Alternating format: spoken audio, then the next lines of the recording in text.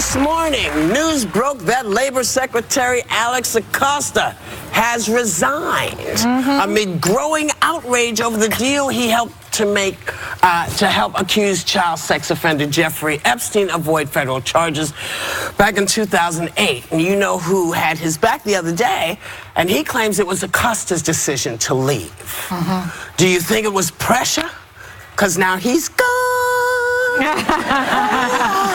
It takes the devil to replace him. He's gone. So,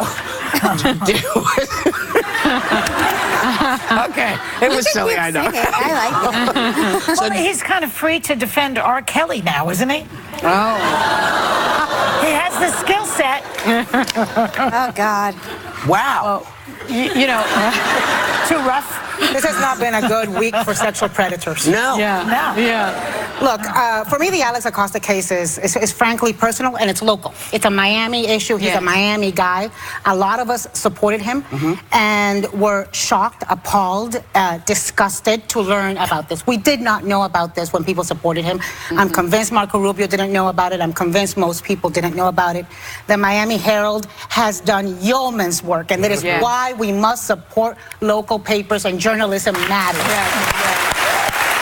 I think it was smart of Trump to get rid of him, because this isn't going away. There's going to be pre-trial motions. There's going to be a trial. There's going to be investigations. What I do hope is that this doesn't mean it's over for Acosta. There needs to be a full investigation, and he needs to be held accountable, and we need answers. We need to know why the hell he cut that deal. And I have to tell you, and Anna's been talking about this Epstein case for months. She has been texting me and emailing me and calling me about this case. So it is obviously very personal for you. But I don't think that Trump forced him to resign. He thinks he's a terrific guy. He said today on the I don't think he had anything to do with it, honestly. I don't think he had anything to do with it. I'm sorry. He said I'm going to miss him. Yeah, he supports his people, bar none. I don't know where the pressure came from, but I do not think it came from the top. But he used to think that Epstein was a terrific guy also. He keeps changing his mind depending on how close they are to going to jail. Listen, guys, remember Acosta is from Florida, a must-win toss-up state. Remember Acosta is a Cuban-American. A very important base group for Donald Trump and for the Republican Party. So I think there's a lot of politics at play here. The only thing I know is adios, Felicio. Bye.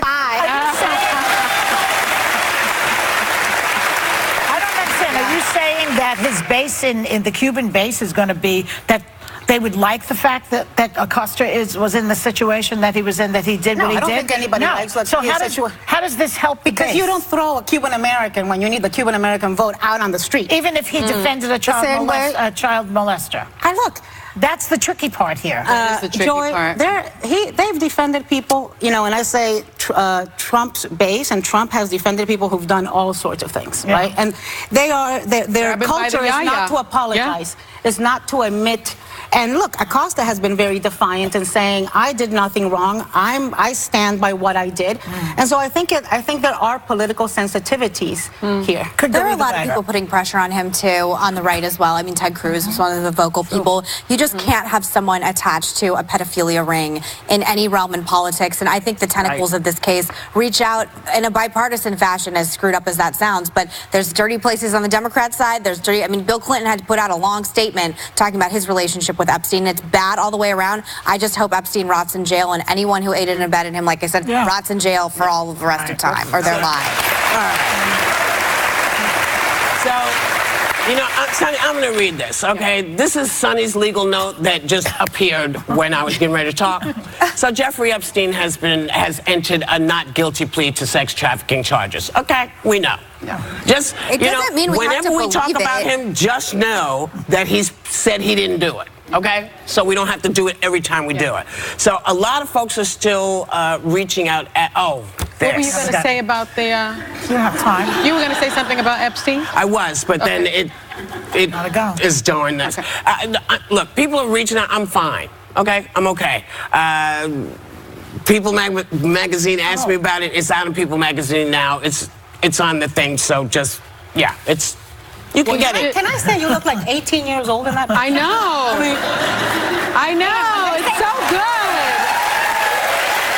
It's so good.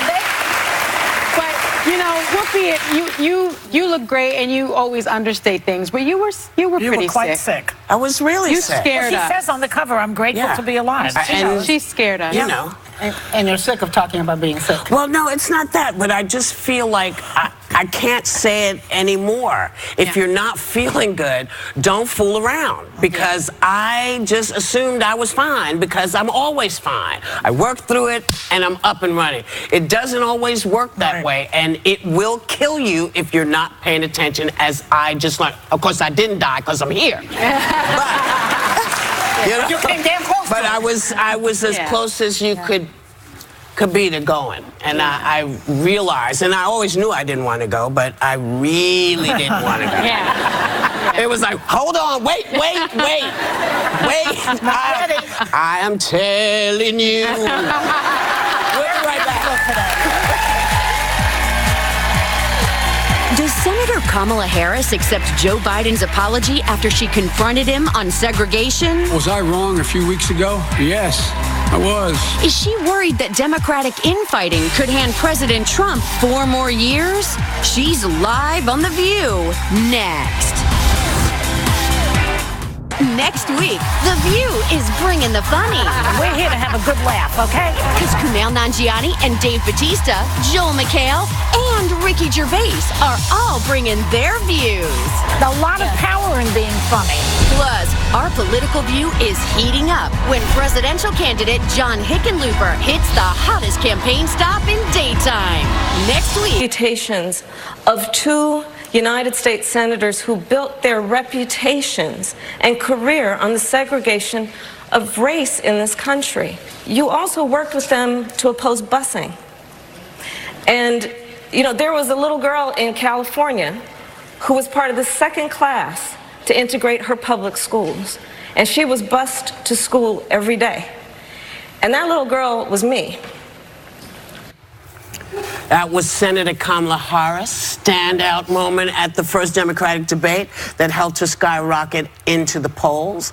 Here to tell us her plan to send you-know-who in the White House packing, please welcome back Senator Kamala Harris.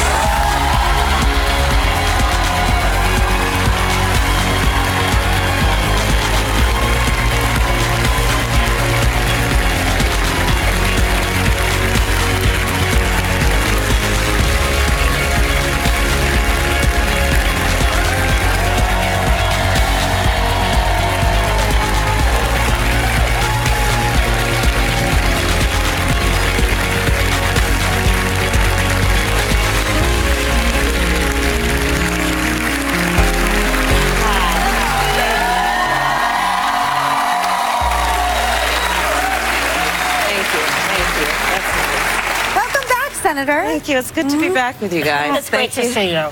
For all that you do. Thank you. Well, we got a lot to ask you. Yes. So let's get started. Okay, let's get right We'll get to in there. Biden in a moment, but first let's start with the breaking news. Yeah. Alex Acosta. Yeah. Now, you were a prosecutor. You prosecuted sex crimes back in the day. Yeah. Alex Acosta, who gave the sweetheart deal to Jeffrey Epstein, says this is the best deal he can cut. Tell us, from your prosecutor hat on, is there anywhere in your mind that this could have been the best deal he could have cut? Absolutely not. And I will tell you, Anna, that I personally prosecuted child sexual assault cases. Yes.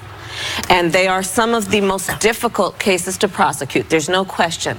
In fact, in many ways, they're even more difficult to prosecute than homicide cases. Why? Because you're asking a jury to believe a young person over an adult on an incident that obviously, because that adult is a predator, so they choose their prey carefully, and they choose the location of their predatory behavior carefully, which means there are going to be no witnesses.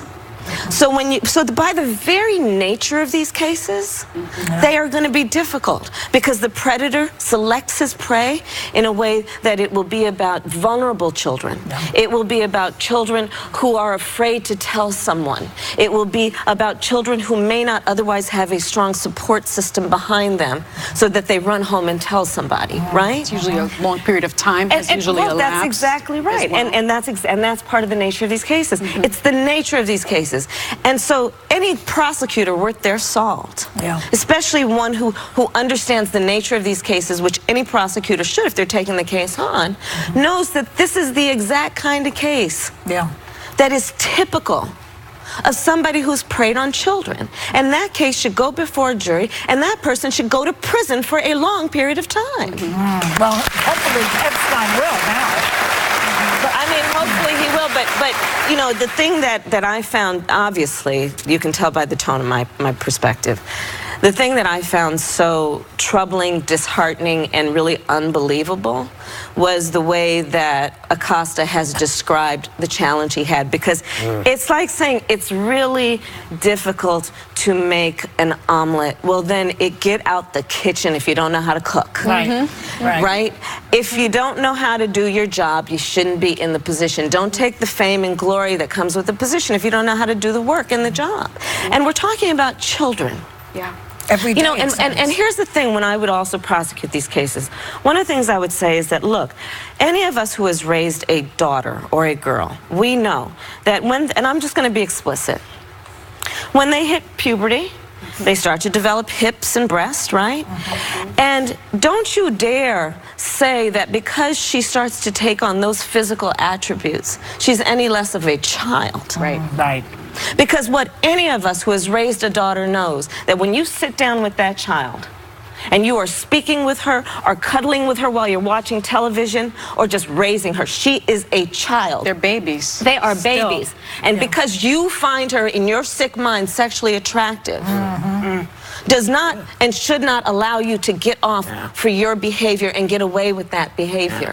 And so that's also part of the challenge with these cases, and that case in particular, based on what I've read. These are children. And try having to put those babies on the witness stand. And that's exactly right. And it is difficult, but it is done every day in courtrooms in America. Every day in courtrooms in America, prosecutors are prosecuting these cases and getting convictions. I got them. I personally got them. So that's what I find so troubling about the narrative. And then don't tell me, well, it's a function of this is the era where people now believe that. No, that was ridiculous. It was a lame excuse for the fact that he let this guy go with nothing but a simple, very light pat on the head. And didn't tell anybody. Didn't tell the victims what he had done. Which is re-victimizing them. You know, in so many states, we've actually passed legislation that, and for that very reason, require that the victims be told. Because otherwise the system is doing just what the predator did, which is depriving them of their power and agency. And it was required federally anyway.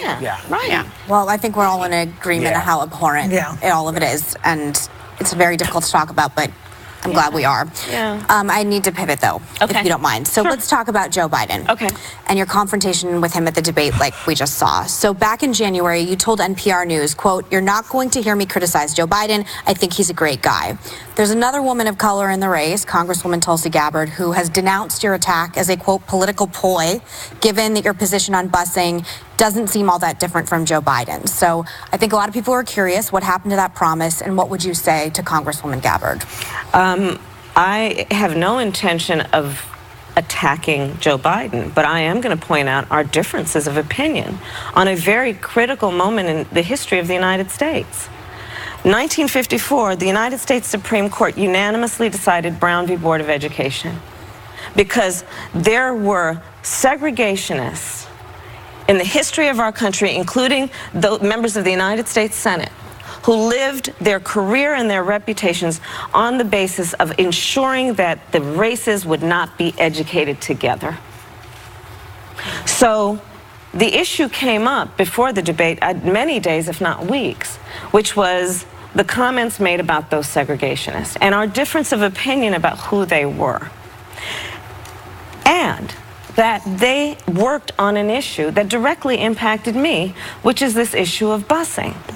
So, listen, this is a presidential race. And I absolutely agree and believe and maintain that we should not have personal attacks against each other. We should not be attacking each other. But we're on a debate stage. A Biden advisor called you slick and slippery. A Biden advisor just called you that. Well, you know what? We're on a debate stage. And if you have not prepared and you're not ready for somebody to point out a difference of opinion about the history of segregation in our country and what was necessary to deal with that, which at that time was busing, then you're probably not ready. Kamala, a lot of people were not for busing. I remember that. Black people, white people, everybody was sort of against it. There was like a small percentage. Now that you look back on it, you think it's a good idea? If I were serving in the United States Senate 40 years ago, when Joe Biden was serving there, yes, we would have been on opposite sides. You would have said that busing is good. I would, but let me tell you why. Because at that time, we had people leading state houses. We had people holding very high positions of authority and power in our country who were dead set on the segregation of the races, yes, on the issue of integration of our public schools. That's why Brown v. Board of Education had to go to the United States Supreme Court. That's why Earl Warren, because this issue was so important, if you read his history, he said, this is such a fundamental issue about fairness in our country that it is critically important the court is unanimous in this decision, because this should not be about politics. It is a core issue of what's right in our country. And so, and why did it have to go to the United States Supreme Court? Because there was violent, and I'm not saying that word casually, I know, violent resistance, I remember, to the desegregation of schools. Yeah. And I think I hear what you're saying. I think some of the criticism was there were T-shirts made immediately, and that your photo was put up, I think, within a few minutes of the statement being said. So I think that's what Congresswoman Gabbard was speaking of. With the I haven't talked about it, but I just think that on this issue, we disagree, and it should not be characterized as a personal conflict. Right. We disagree. Okay. We'll be right back. Senator Kamala Harris. No. I'm watching the thing move, and I keep waiting for it to say something else. Because I think, oh, well, Kamala, oh, she's leaving. I don't know what. So she's staying. She's staying. I know now. You'll have me. We'll have you. She is sticking around because there's much, much more to talk about. Come back.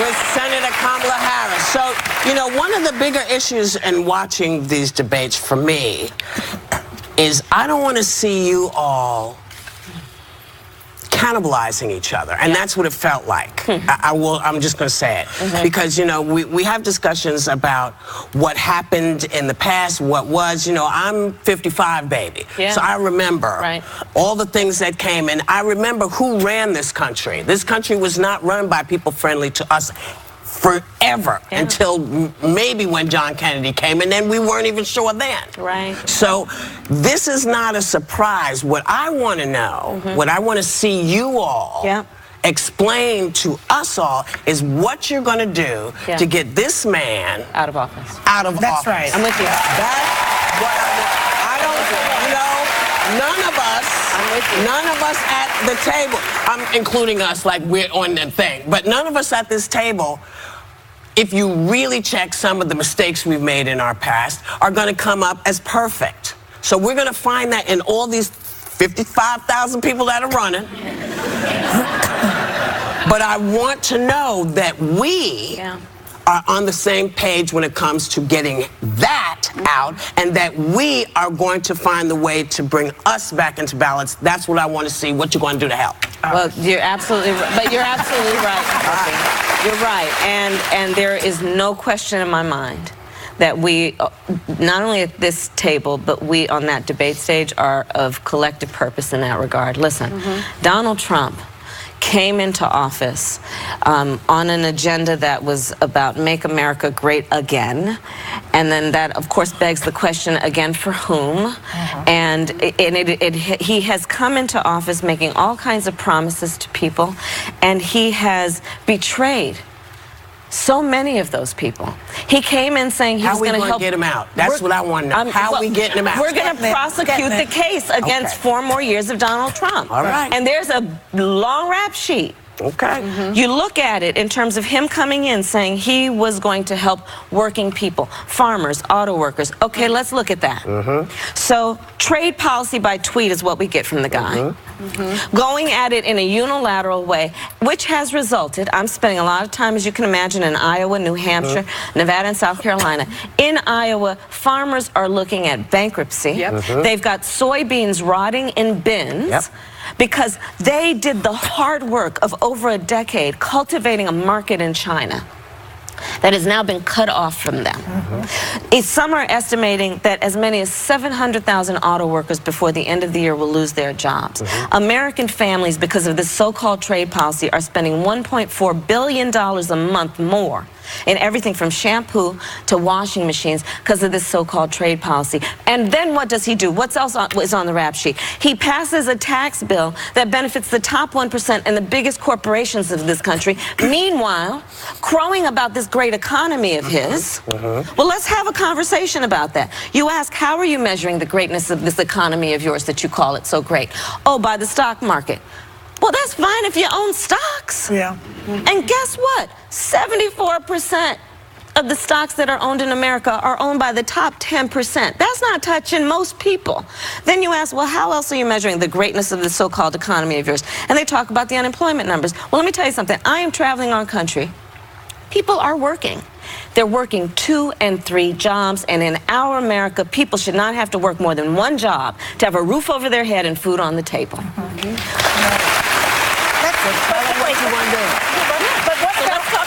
what about the point that she's making that this infighting is going on in the Democratic Party? I mean, we talk about it, this AOC and this squad against Nancy, and then you and Biden have this thing.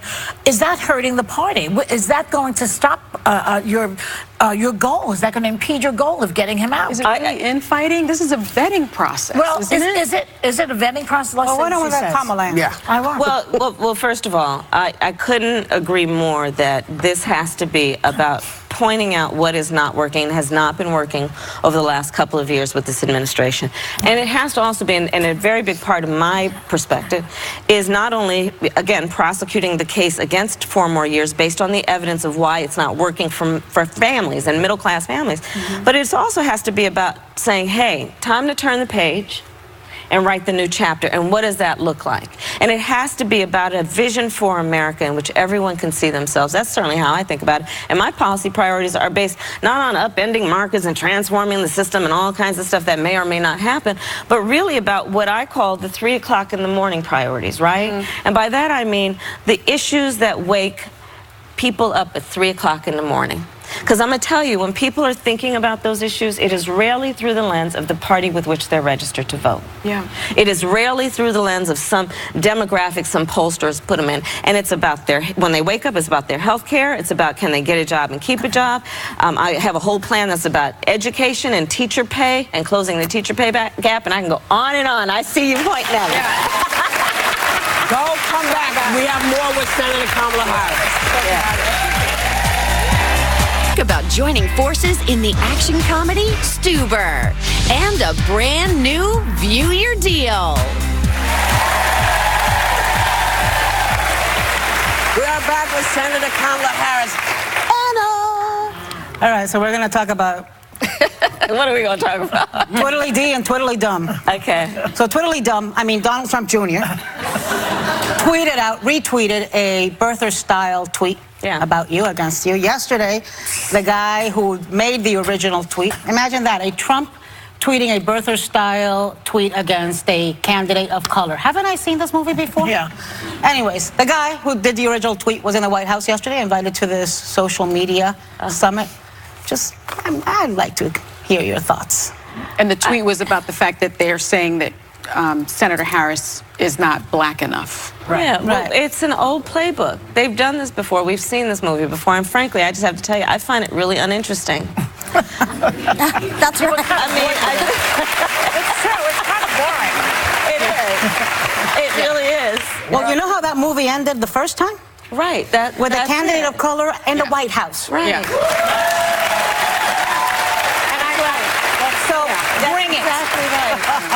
And the bottom line is that anybody in this country that lives in black skin experiences racism and the black experience in this country. right? So, anyway, I want to talk about policies. Okay, good. I do too. Yeah, and the bottom line is that we do this thing called a policy speed round with all the candidates that visit our table. Good, okay, good. so now it's your turn. Okay, great. 2-sentence take on a few key issues. Medicare for all. Medicare for all. Right now we have Medicare for all, and it's called an emergency room. Right. Right now, on a daily basis, millions of seniors transition into Medicare every day, and they're good. We have a problem in America, which is that we have millions of people who do not have access to health care simply because they cannot afford it. Access to health care should be a right and not a privilege of just those who can afford it. So Medicare for all, yes. Yes. Okay. And private insurance also, because that's what I have. Supplemental private insurance. Yes, I think that works. Yeah. All right. Okay. Yeah. Universal pre-K education. Yes, yes, yes. And I will also tell you, I am also prepared to take it to the next step, which is to put in place the first federal investment in closing the teacher pay gap. Why? Because I'm needing teachers who are working 2 and 3 jobs. 94% of our public school teachers come out of their own pocket to help pay for school supplies. Teachers make on average 11% less than similarly educated professionals, and they are raising our children along with us, and we are not paying them their value. That's Reparations? Right. Wait. You're going to have to wait and come back and find out the answer to that question. We'll be right back.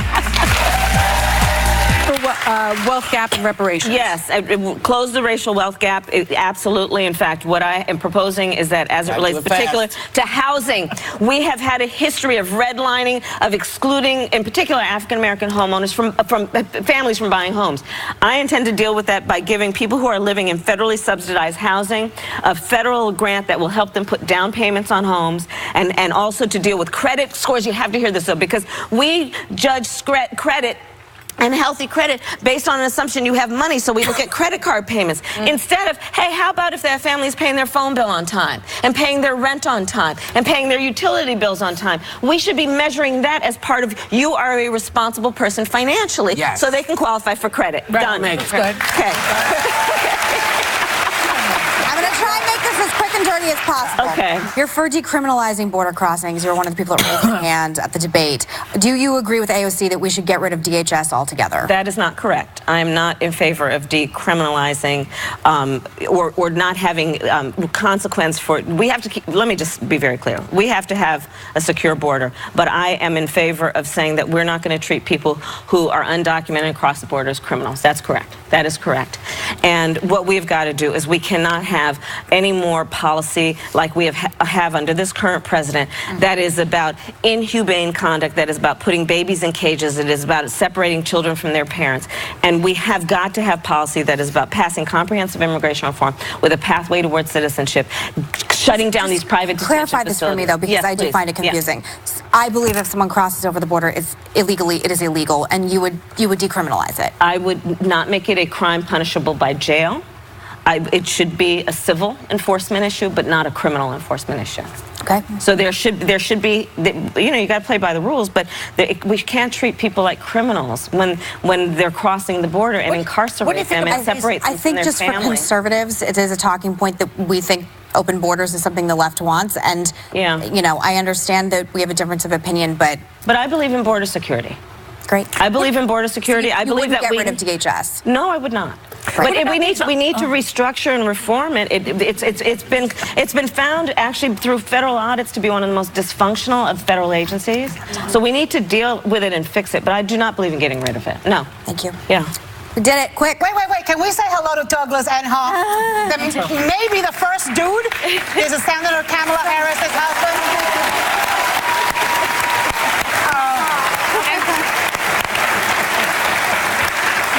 I know supportive husbands. Yeah, husbands are fine. Okay. You got it. You missed somebody I've had else. several. Yeah. As long as, but they're no longer married to me, so I'm fine. So thanks to Senator Kamala Harris. We will be right back. Okay.